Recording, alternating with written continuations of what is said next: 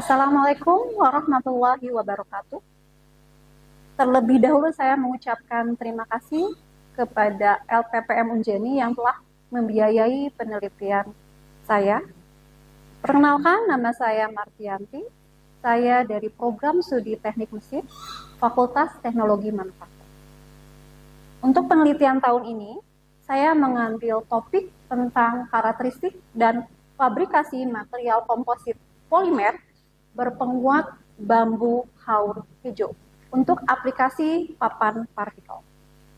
Pada penelitian ini saya dibantu oleh Bapak Sutarno. Beliau adalah dosen teknik metalurgi. Kemudian saya juga dibantu oleh dosen muda yaitu Ibu Agneta Grace, yaitu dari dosen teknik mesin Fakultas Teknologi Manufaktur. Baik, saya akan lanjutkan penjelasan tentang penelitian yang sudah saya lakukan.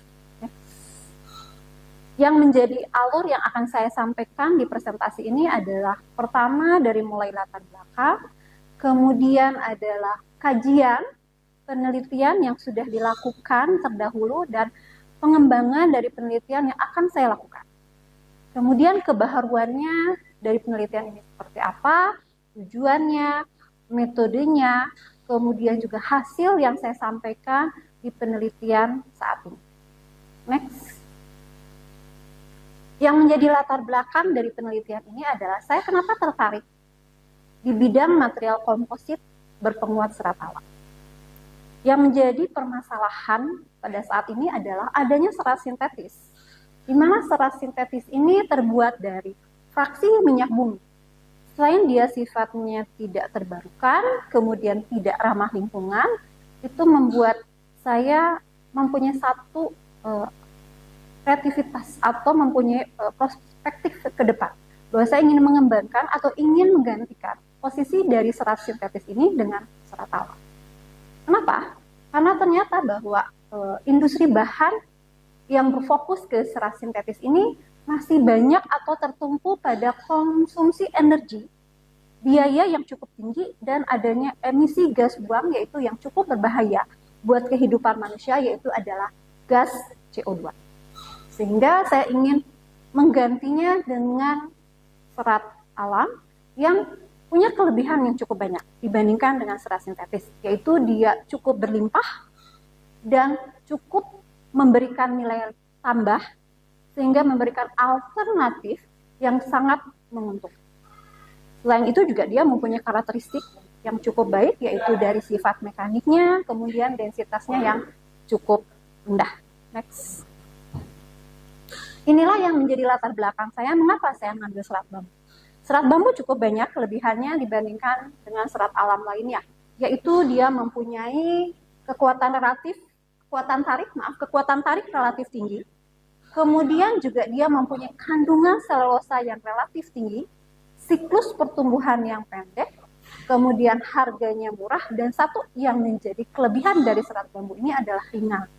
Karena pengembangan material saat ini kita ingin mendapatkan satu material yang ringan, murah, dan mempunyai kekuatan yang bisa kompetitif, artinya bisa bersaing dengan material-material lainnya. Next. Ini adalah tantangan buat saya pada saat saya melakukan penelitian di serat bambu ini. Mengapa? Karena ternyata serat bambu ini atau serat alam ini ada satu permasalahan, di mana serat bambu ini mempunyai kadar lignin yang cukup tinggi, yang mengakibatkan pada saat kita melakukan satu proses fabrikasi komposit, dia bisa menjadi terhalang, gitu. Adanya ikatan yang tidak cukup baik antara si serat dan matriks, sehingga akan mengakibatkan penurunan terhadap sifat mekanik daripada si material komposit. Jadi kalau kita lihat di sini, kita bandingkan dengan serat-serat yang lainnya, maka bambu mempunyai kadar lignin yang cukup tinggi, sehingga harus kita hilangkan, harus kita ekstrak dengan menggunakan proses alkalisasi. Lanjut. Nah, ini adalah pengembangan parameter proses dari fabrikasi komposit, di mana bahwa saya mengambil salah satu parameternya adalah memvariasikan fraksi volume serat. Karena ternyata variasi fraksi volume serat itu memberikan efek terhadap sifat mekanik dari komposit. Next. Ini adalah penelitian yang sudah dilakukan, cukup banyak penelitiannya, dari mulai proses pengolahan seratnya, dari mulai karakteristik serat bambunya sendiri, sehingga dari review literatur jurnal yang sudah saya lakukan, saya bisa punya kreativitas untuk mengembangkan penelitian, yaitu bahwa masih banyak jenis-jenis bambu yang belum kita olah.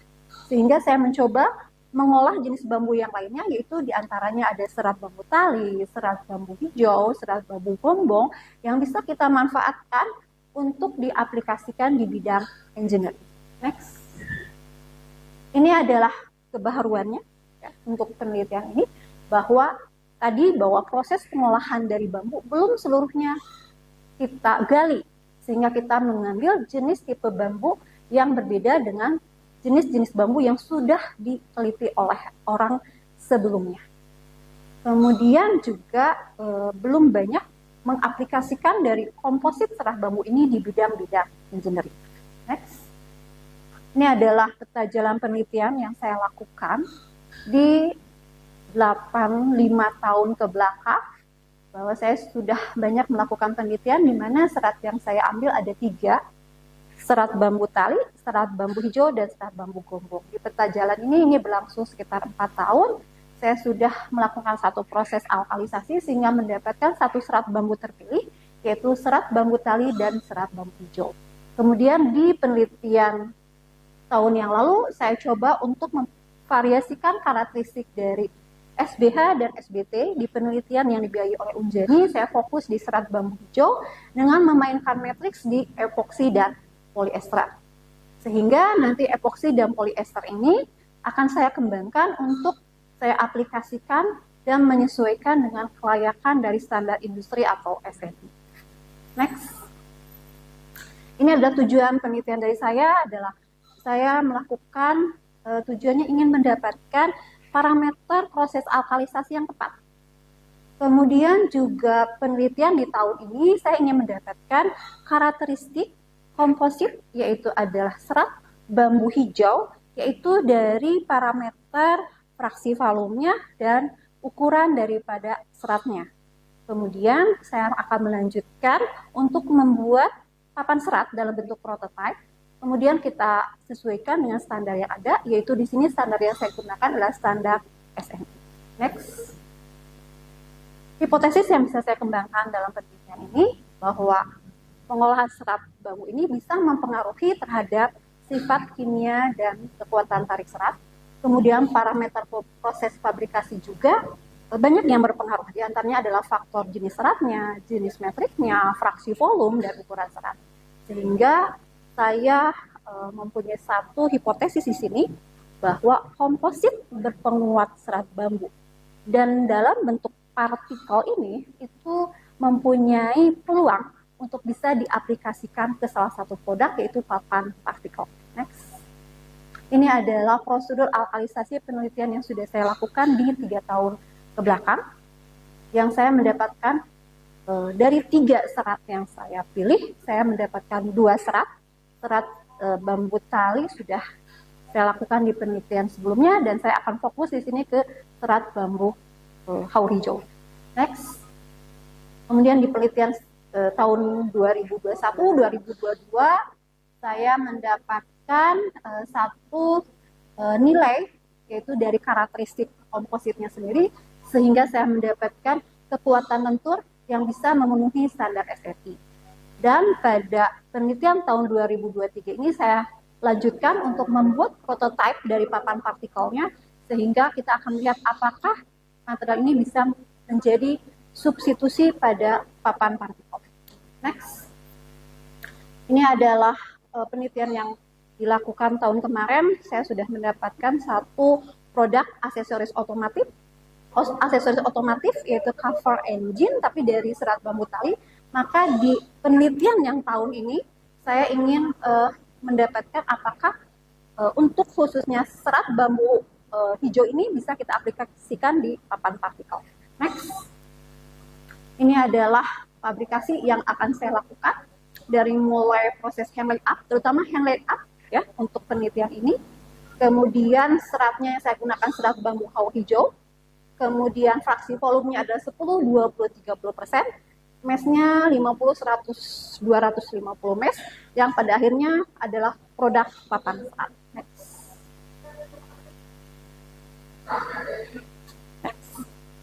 Oke, ini hasilnya. Hasil dari proses alkalisasi. Ternyata dari hasil proses alkalisasi, serat bambu haur hijau ini menempati urutan kedua sehingga bisa menjadi peluang untuk menjadi salah satu material yang kita aplikasikan. Next.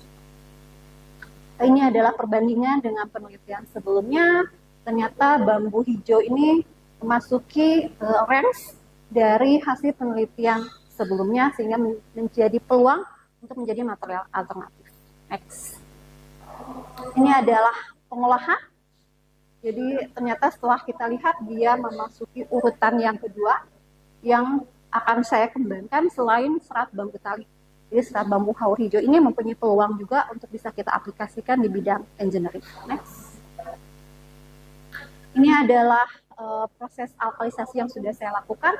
Ternyata memang di bambu haur hijau itu mengalami penurunan kadar lignin yang cukup lumayan, yaitu sekitar 8,65%, dan alfa selulosa yang meningkat. Sehingga ini akan menjadi satu peluang buat kita bahwa bambu haur hijau bisa kita aplikasikan untuk bidang engineering dan sebagai bahan penguat di material komposit. Next. Ini adalah hasil dari struktur secara SEM, scanning electron microscope, sehingga ternyata terlihat bahwa memang terjadi istilahnya permukaan serat itu adanya kelarutan lignin yang hilang, sehingga di sini adanya peningkatan selulosa yang mengakibatkan satu ikatan adhesi yang cukup baik. Next. Ini adalah hasil dari proses alkalisasi secara FPIE. Di sini terlihat bahwa memang di bambu haur hijau itu ada satu peningkatan di sini, peningkatan daripada nilai chemis selulosanya. Next. Ini adalah proses alkalisasi. Saya menggunakan optimasi di sini adalah metode Taguchi dan ANOVA. Dan ternyata memang kalau kita bandingkan, memang kalau dengan SBT dia di bawah, tetapi ternyata SBH itu menduduki tetap di urutan yang kedua setelah SBT. Next. Ini adalah hasil penelitian di tahap kedua, sehingga kita terlihat di sini bahwa ternyata kekuatan tegangan-regangan di SBH itu yang paling tinggi, yang tadi parameter yang kita sudah mainkan di ukuran mesnya, dia menduduki nilai komposit epoksi yang cukup baik. Next. Begitupun di polyester, sehingga dia bisa mempunyai peluang untuk kita gunakan di material komposit. Next. Nah, kalau kita lihat di sini memang di posisi UPR dan posisi epoksi itu menempati posisi kedua epoksi setelah PP. Kemudian yang ketiga adalah SBT atau UPR, polyester. Polyester itu menduduki posisi yang ketiga. Tetapi setelah kita lihat di sini, semua karakteristik memenuhi dari nilai kekuatan standar dari SNI. Sehingga ini menjadi peluang dari material komposit untuk bisa kita gunakan di papan serat. Next. Ini juga terlihat ya, aplikasi juga di sini adalah kekuatan tariknya. Nah, kekuatan tariknya setelah kita bandingkan juga dengan standar SNI, maka baik yang epoksi, baik yang polyester, baik itu serat bambu haur hijau, itu bisa memenuhi dari standar SNI. Sehingga ini menjadi peluang buat penelitian selanjutnya untuk bisa kita aplikasikan di produk-produk engineering. Next. Ini adalah hubungan antara peningkatan kekuatan tarik komposit, yaitu ada polyester, epoksi, PP, walaupun di sini memang polipropilen tetap nomor 1, tetapi ternyata dari polyester dan epoksi itu bisa memenuhi dari standar tadi yang kita gunakan.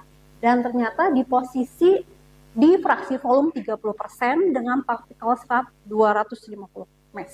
Sehingga kita bisa melihat bahwa serat yang kita tambahkan semakin cukup banyak, maka kekuatannya itu akan lebih meningkat.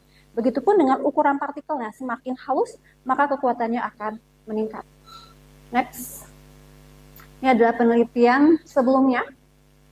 Penelitian yang saya lakukan adalah di bagian atas, yaitu fiber polyester, kemudian fiber matrix juga di epoksi. Kita bisa memenuhi dari nilai-nilai yang ada di penelitian sebelumnya. Next. Ini pun adalah dari polimer bambu juga. Kita lihat di polyester di sini. Ini juga sama. Jadi kalau kita bandingkan, kita sudah bisa melebihi nilai dari poin serbuk bambu yang sudah digunakan. Walaupun kita masih di bawah dari keras fibernya, tetapi kalau untuk serbuk kita sudah melebihi dari penelitian-penelitian sebelumnya. Next. Ini adalah hasil Taguchi. Jadi metode Taguchi ini membantu kita untuk menganalisis, menghipotesis apa yang sudah kita lakukan. Ternyata setelah kita lakukan uji hipotesis dengan menggunakan Taguchi, kita mendapatkan satu proses parameter di sini bahwa level fraksi volume itu mempunyai pengaruh, yaitu di posisi 30%, ukurannya 250 mesh, itu sesuai dengan hasil eksperimental kita. Sehingga dengan uji statistik ini mempunyai korelasi yang cukup baik, hubungan antara fraksi volume dan matriks terhadap kekuatan tarik maupun kekuatan bending pada komposit, baik itu SBH, yaitu serat bambu haur hijau, maupun serat bambu tali. Next. Ini adalah struktur mikro yang kita gunakan dengan scan elektromikroskop. Di sini terlihat masih ada gangguan, yaitu adanya porositas, tetapi kita akan terlihat di sini bahwa interface antara serat dan matriks sudah terjalin atau sudah menghasilkan permukaan yang cukup baik. Next.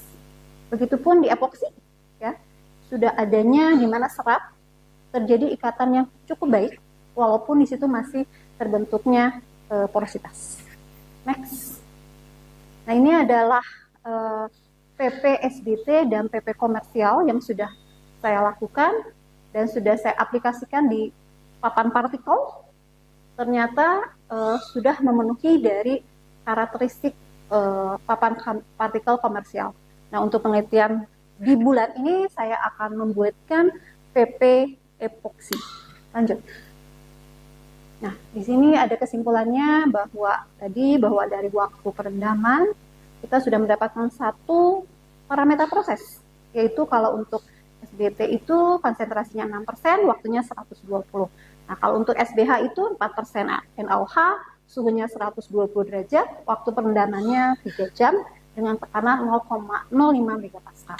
Itu yang saya lakukan di penelitian tahun ini.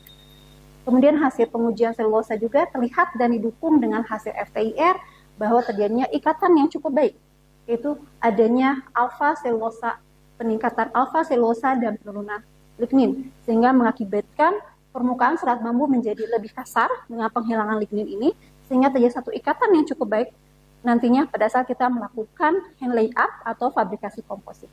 Next. Nah, tahap yang kedua ini yang sudah saya lakukan, ya, sudah ada hasilnya.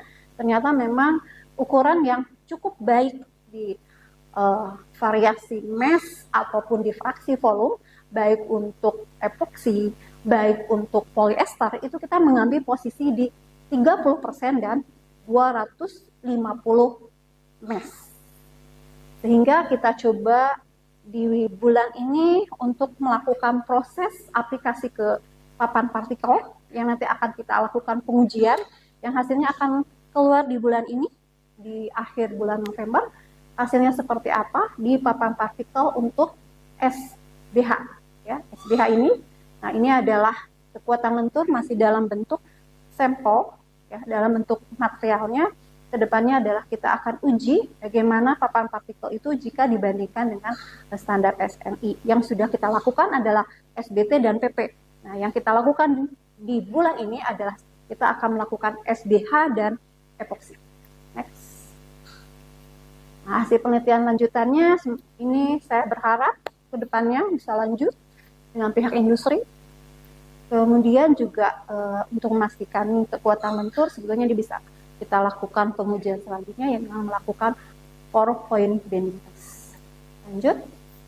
Nah, ini adalah hasil publikasi saya. Jadi sudah diterbitkan di beberapa jurnal ilmiah. Next. Di penelitian tahun 2022 sudah saya masukkan di jurnal Polymer yang masih dalam status under review. Untuk yang saat ini saya sudah buatkan draft jurnal yang akan saya masukkan ke jurnal Pollution.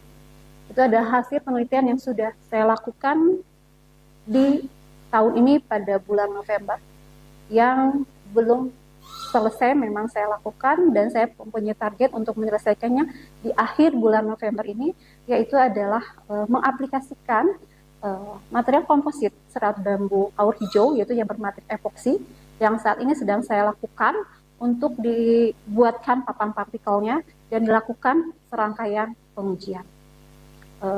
Terima kasih atas kesempatan yang diberikan kepada saya. Itulah laporan kemajuan yang saya sampaikan kepada LPPM. Sekali lagi saya mengatakan terima kasih kepada LPPM yang sudah memberikan biayanya pada penelitian saya. Terima kasih. Tidak lupa juga saya ucapkan kepada Rektor Universitas Jenderal Ahmad Yani. Tidak lupa juga saya mengucapkan terima kasih kepada Wakil Rektor 1, Wakil Rektor 2, Wakil Rektor 3, Ketua LPPM sendiri, kemudian Ketua LIT, kemudian kepada Dekan Fakultas Teknologi Manufaktur dan Kepala Program Studi Teknik Mesin, dan semua aktivitas, semua sivitas akademika di Universitas Jenderal Ahmad Yani yang tidak bisa saya sebutkan satu persatu. Saya mengucapkan terima kasih sehingga penelitian ini bisa berjalan. Baik, saya tutup dengan mengucapkan wassalamualaikum warahmatullahi wabarakatuh. Terima kasih.